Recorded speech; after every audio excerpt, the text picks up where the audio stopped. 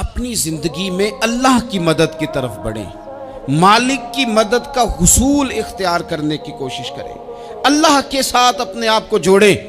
اگر اللہ کی مدد نصیب ہو، یہ جو ہم جتنا ڈرتے رہتے ہیں، سہمے رہتے ہیں، پریشان رہتے ہیں کوئی کیا کر دے گا، ہمارے ہاں نا ہر شعبے میں معاذ اللہ ایک مافیا ہے، الا ماشاءاللہ۔ وہ مافیا کہتا ہے میرے ساتھ ملو گے تو میں چلنے دوں گا، ورنہ میں نہیں چلنے دوں گا، مارکیٹ میں آ ہی نہیں سکتا فلانا بندہ، چونکہ یہاں ہمارا قبضہ ہے۔ اور میرے بھائی پھر بہت سارے لوگ جن کی نیتیں اور ارادے بڑے اچھے ہوتے ہیں شروع میں، وہ بھی اس مافیا کا شکار ہو جاتے ہیں اور ان کے رنگ میں رنگ جاتے ہیں۔ یاد رکھنا، کسی شخص کی بلیک میلنگ کا کبھی شکار نہ ہونا، کبھی کسی کی میٹھی اور مسجع مکفہ باتوں کا شکار نہ ہونا۔ کوئی کیا کر سکتا ہے اگر اللہ مددگار ہو تو؟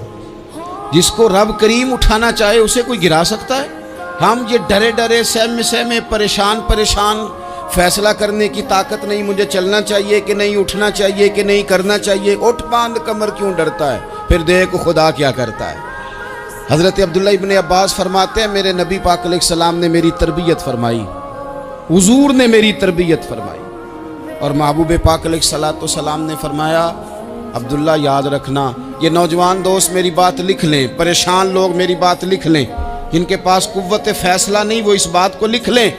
حضرت عبداللہ ابن عباس فرماتے ہیں میرے نبی پاک علیہ السلام نے مجھ سے فرمایا تھا عبداللہ سن، اگر ساری دنیا مل کے تیرا کوئی نفع کرنا چاہے کر نہیں سکتی جب تک میرے رب کی رضا نہ ہو، اور فرمایا ساری دنیا مل کے تیرا کچھ بگاڑنا چاہے تو عبداللہ بگاڑ نہیں سکتی جب تک رب کریم کی حکمت کا تقاضا نہ ہو۔ لوگوں سے ڈرنا، لوگوں کی طرف دیکھنا، ماحول دیکھ کے اپنے راہ کا تعین کرنا، ہر بندے کے خیالات کے مطابق ڈھلنے کی کوشش کرنا، فلانا نہ ناراض ہو جائے، فلانا نہ ناراض ہو جائے، وہ جس نے ہونا ہو جائے، بس رب رسول ناراض نہ ہو۔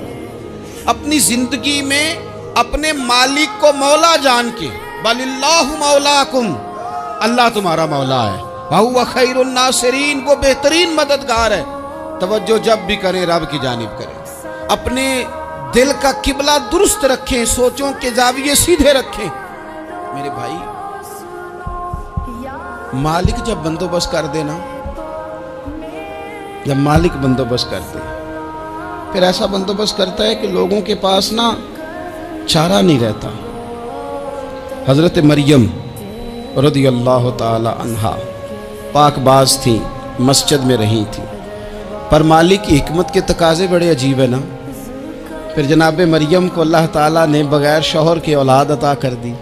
یہ بات ہی ایسی تھی، وہ کسی نے کہا تھا کہ مخلوق تو فنکار ہے اس درجہ کے پل بھر میں سنگے در کعبہ سے بھی اصنام تراشے، تم کون ہو کیا چیز ہے داغ کبابی، لوگوں نے تو مریم پہ بھی الزام تراشے۔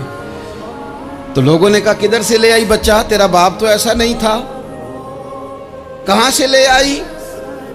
اللہ کرے میں آپ کو سمجھا سکوں، ذرا اپنے آپ کو وہاں کھڑا کریں کہ ایک پاک باز عورت، پاک باپ کی بیٹی، طیب ماں کی بیٹی، اور اللہ کے گھر میں پرورش پانے والی خاتون، ایک وہ وقت اور ایک یہ وقت کہ اس عورت کو کٹہرے میں کھڑا کر کے پوچھا جا رہا ہے کہ معاذ اللہ تیری گود میں بچہ جائز نہیں ہے، کہاں سے لائی ہے؟ اب خود سے صفائیاں بندہ کتنی کو دے، کتنی کو وضاحتیں کرے۔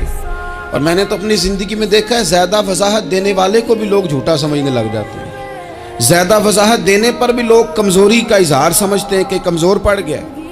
آپ صلح کی کوشش کرتے ہیں، سامنے والا بزدل سمجھ لیتا ہے، زیادہ وضاحتیں بھی کمزور کر دیتی ہیں۔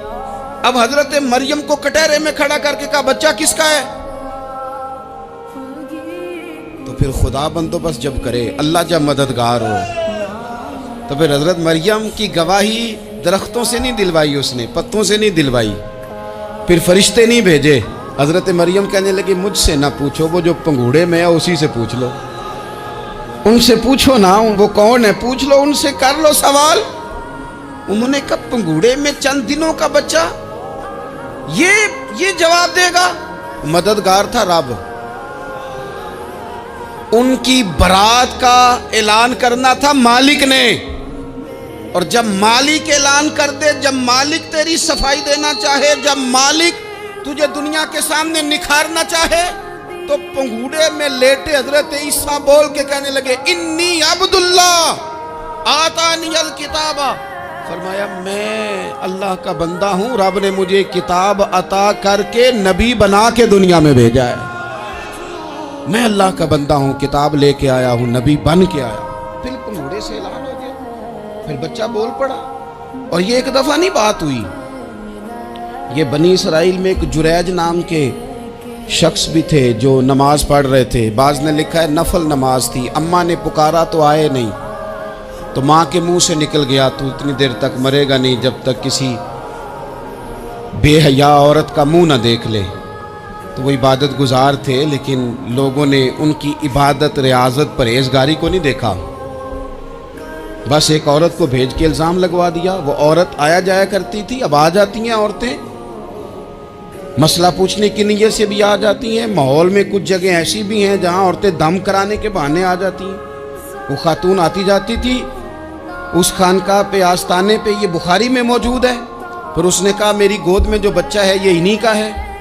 مجھے بتائیں کیسے بندہ وضاحت دے؟ حالات خراب ہو گئے، لوگ کٹیا جلانے لگے، ماحول اور طرح کا بن گیا۔ میرے نبی پاک علیہ الصلوۃ والسلام فرماتے ہیں پھر اس رب کے بندے نے کہا مالک تو کریم ہے، تیری مشیت کا تقاضا آیا جو میری ماں نے جملے بولے تھے، پر اب میں وضاحت دینے کے قابل نہیں رہا، اب تو ہی کرم کرے گا تو دروازہ کھلے گا۔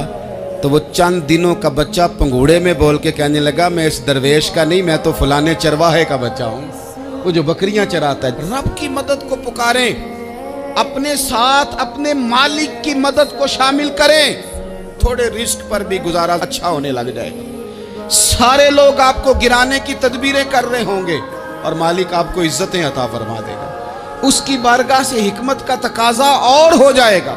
ہم نے ساری زندگی لوگوں کو راضی کرنے میں گزار دی، ساری زندگی بڑھاپا آ گیا بچوں کو پالتے، اور بچوں نے آخری عمر میں کہہ دیا ابا اگر کوئی ڈھب کا کام کر لیتے تو آج ہمارے دن بھی پھر نہ جاتے۔ ساری زندگی گزار دی بہن بھائیوں کو راضی کرنے میں، ساری زندگی گزار دی ذمہ داریاں اٹھانے میں، ان کو 99 دفعہ دیا، ایک دفعہ نہیں دیا تو انہوں نے کہہ دیا تو نے تو کبھی دیا ہی نہیں، تو تھا ہی نہیں۔ ساری زندگی محلے داروں، علاقے والوں کو راضی کرنے میں گزار دی۔ اور میں نے ایسے لوگ بھی دیکھے دین کے لیے وقت گزارا، لیکن جب بڑھاپے میں دانت کام نہ کرتے تھے تو وقت کے مفتیوں کو بھی مسجدوں کی کمیٹیوں نے کہہ دیا اب آپ کی سمجھ نہیں آتی، ہم نے خطیب کو یور رکھنا ہے، نہ دیکھو دنیا کی طرف، دنیا رلا دیتی ہے، نہ راضی کرو بندوں کو، بندے تھکا دیتے ہیں، نہ پیچھے بھاگو ہر وقت دنیا داروں کے، یہ انسان کو کمزور کر دیتے ہیں۔ وہ تو کریم ہی بڑا ہے، 2 آنسو زمین پر بعد میں گرتے ہیں، بندے کے گناہ سارے پہلے معاف فرما دیتا ہے۔